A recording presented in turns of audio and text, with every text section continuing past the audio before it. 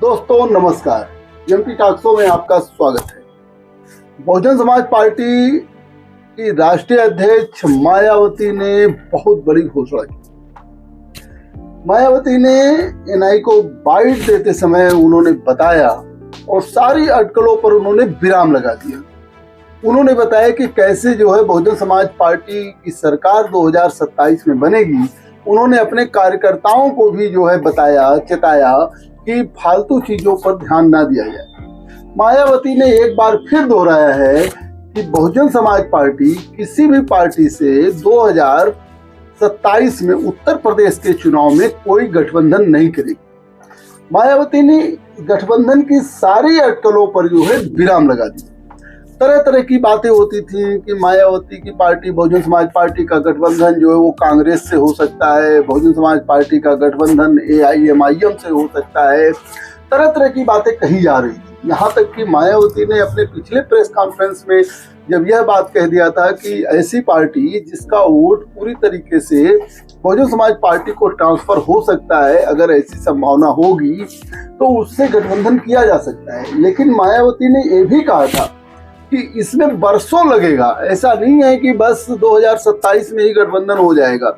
अभी जब तक इस बात का भरोसा नहीं हो जाएगा कि किसी पार्टी का जो है वोट और खास तौर से सामान्य वर्ग का वोट बहुजन समाज पार्टी की तरफ नहीं ट्रांसफर हो रहा है, तब तक गठबंधन नहीं किया जाएगा।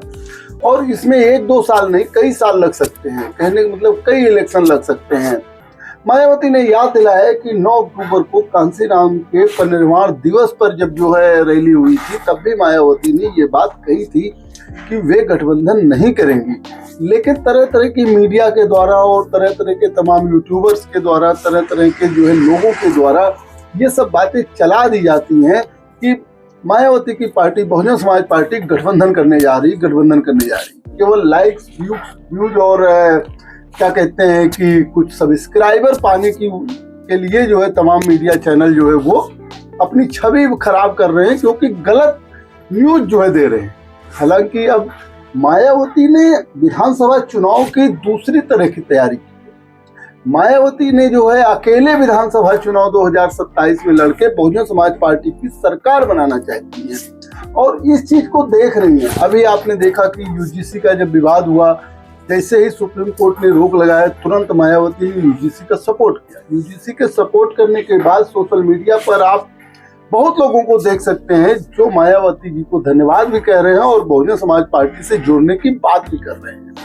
इसके साथ मायावती ने 9 अक्टूबर को जो रैली किया था, उसके बाद जो है दलित और पिछड़ा को जोड़ने के लिए उन्होंने अभियान चलाया। उन्होंने दलित और मुस्लिम समाज को जोड़ने के लिए अभियान चलाया। अभी तीसरे फेज में जो है उन्होंने दलित और सामान्य वर्ग को जोड़ने का भी जो है अभियान चलाया है। ऐसी स्थिति में बहुजन समाज पार्टी को पता है कि उसके पास जो है लगभग 10% वोट तो खाटी का बसपाई है ही है, जो बहुजन समाज पार्टी के हाथी को ही केवल पहचानता है, हाथी के सिवाय कहीं नहीं वोट देता है। बहुजन समाज पार्टी को ये पता है कि 17% मुस्लिम समाज अगर बहुजन समाज पार्टी के साथ जुड़ता है तो वो 10% बहुजन समाज पार्टी का वोट और 17% मुस्लिम समाज का वोट, ये सीधे सीधे जो है वो 27% हो जाता है।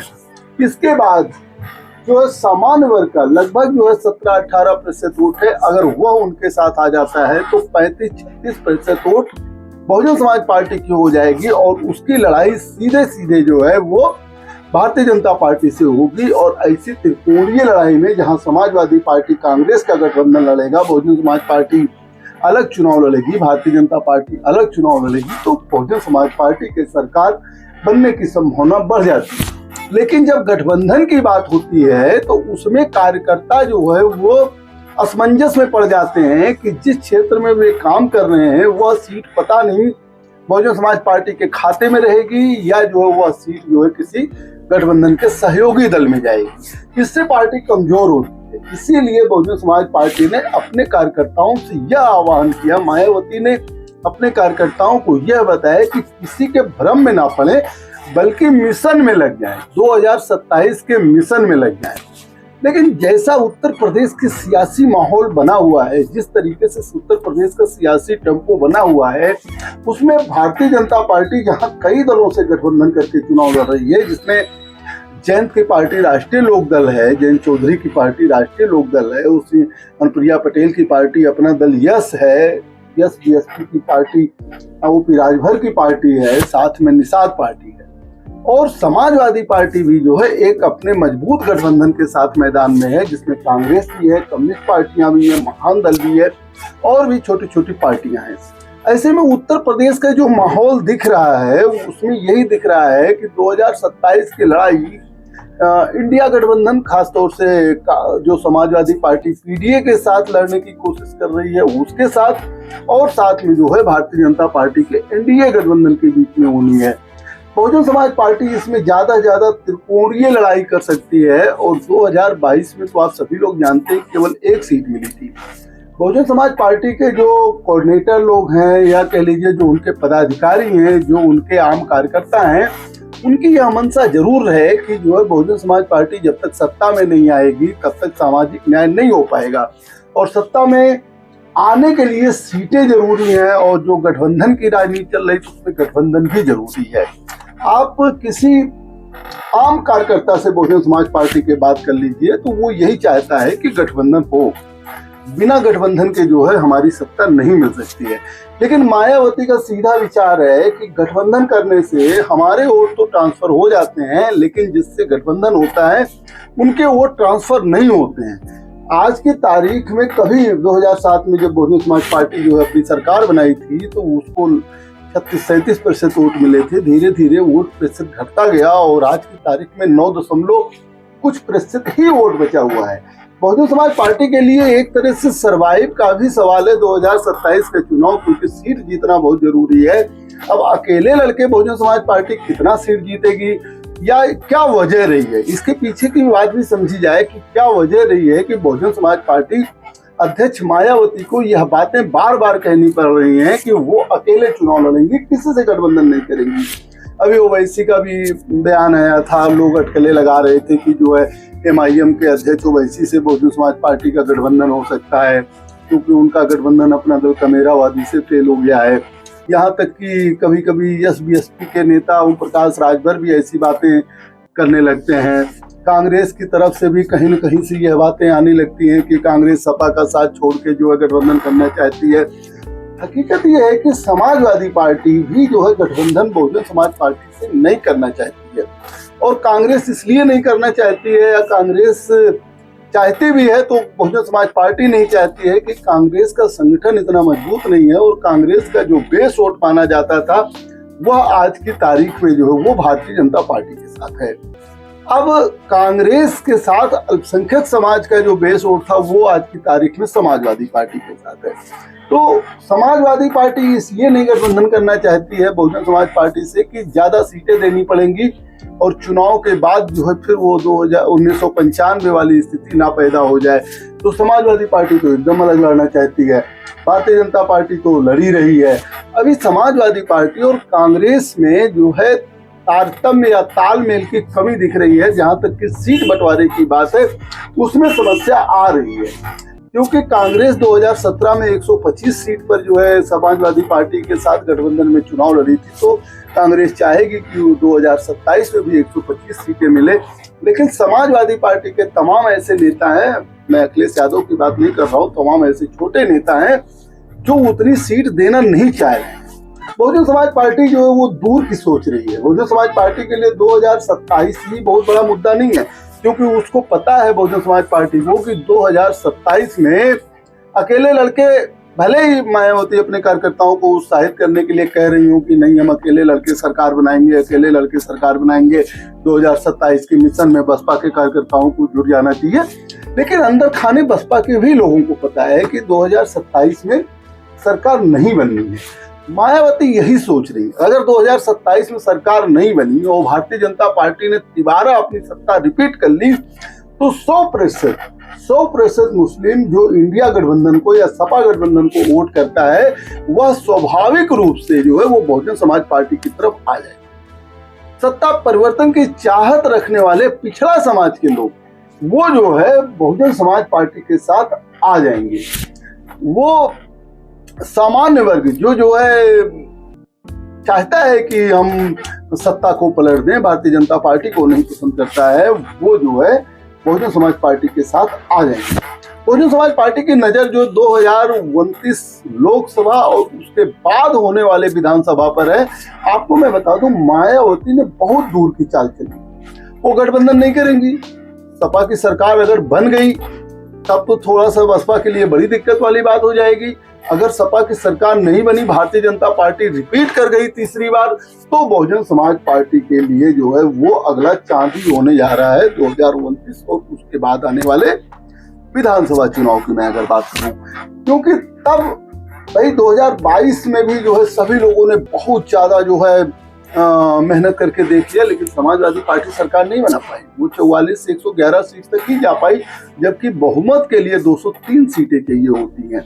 लेकिन एक रिस्क है, वो रिस्क ये है, अगर बहुजन समाज पार्टी जो है गठबंधन की राजनीति में नहीं आती है तो रिस्क ये है कि जैसे 2024 लोकसभा चुनाव में पीडीए का नारा दे करके और जो संविधान बचाओ और आरक्षण की बात करके जो है समाजवादी पार्टी को 37 लोकसभा सीटें मिल गई थी, वैसे टेम्पो यदि बना रहा हो जिस तरीके से दिख रहा है समाज में, 2027 में समाजवादी पार्टी को अपार सफलता अगर मिल गई तो ऐसी कंडीशन में बहुजन समाज पार्टी का क्या होगा?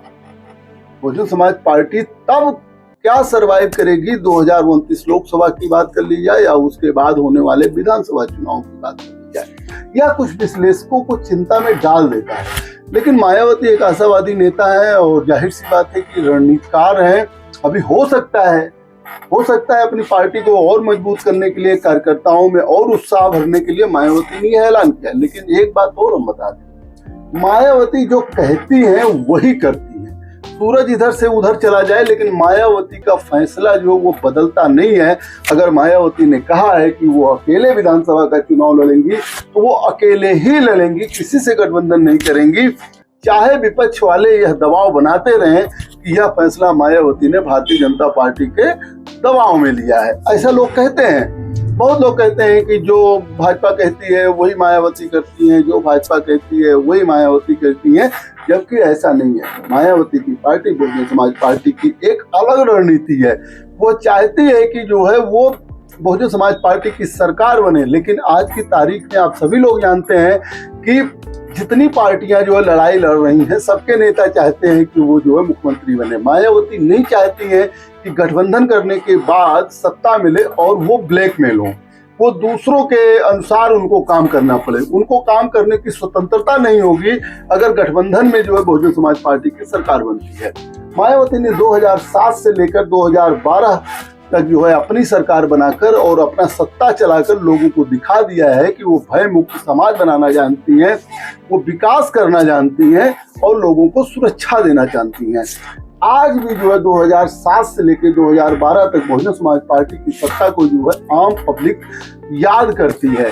मायावती को लगता है वो ग्लोरियस ईयर जो है वो आगे आएगा और आगे जो है बहुजन समाज पार्टी का अच्छा होगा। अभी बहुजन समाज पार्टी अपने मिशन में लगी हुई है और मायावती ने यह सख्त लहजे में जो है ऐलान कर दिया है कि बहुजन समाज पार्टी अकेले चुनाव लड़ेगी। मीडिया वाले जो है अपनी इमेज ना खराब करें ऐसी अनर्गल बातों को चलाकर, और साथ में अपने कार्यकर्ताओं को भी सावधान किया कि इनके फरेब और इनके साजिश में ना पड़े। तो आपने देखा बहुजन समाज पार्टी अध्यक्ष मायावती ने पूरी तरीके से क्लियर कर दिया है और ऐसे मीडिया संस्थानों को भी सख्त संदेश दे दिया है जो केवल सब्सक्राइबर बढ़ाने के लिए, जो केवल जो है लाइक और व्यूज पाने के लिए सही रिपोर्ट नहीं देते हैं।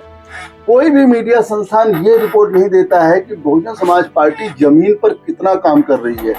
यह नहीं बताता है कि बहुजन समाज पार्टी के वर्कर घर घर जाके जो है पिछड़ा समाज को जोड़ने के लिए, दलित समाज को जोड़ने के लिए, अल्पसंख्यक समाज को जोड़ने के लिए और सामान्य वर्ग को जोड़ने के लिए क्या क्या काम कर रहे हैं। केवल गठबंधन की बात उड़ाकर, गठबंधन की अफवाह उड़ाकर जो है बहुजन समाज पार्टी के साथ साजिश की जा रही है।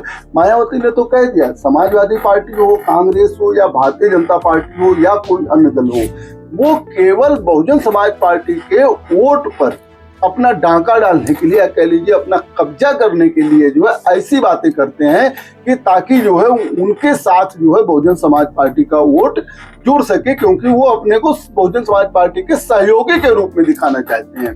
इन सारी बातों पर मायावती ने विराम लगा दिया है और याद रहे बहुजन समाज पार्टी के कार्यकर्ताओं को उन्होंने कहा मिशन 2027 में जुड़ेंगे। आगे बहुजन समाज पार्टी की क्या होगी रणनीति, मैं सटीक बात आपको बताऊंगा और आप मेरे साथ बने रहें। मेरे चैनल को सब्सक्राइब कर लें, लाइक करें, शेयर करें, कमेंट करें और मैं फिर आपको जो है नया अपडेट लेकर आऊंगा। देखते रहिए एमटी टॉक शो। बहुत बहुत धन्यवाद, बहुत बहुत धन्यवाद।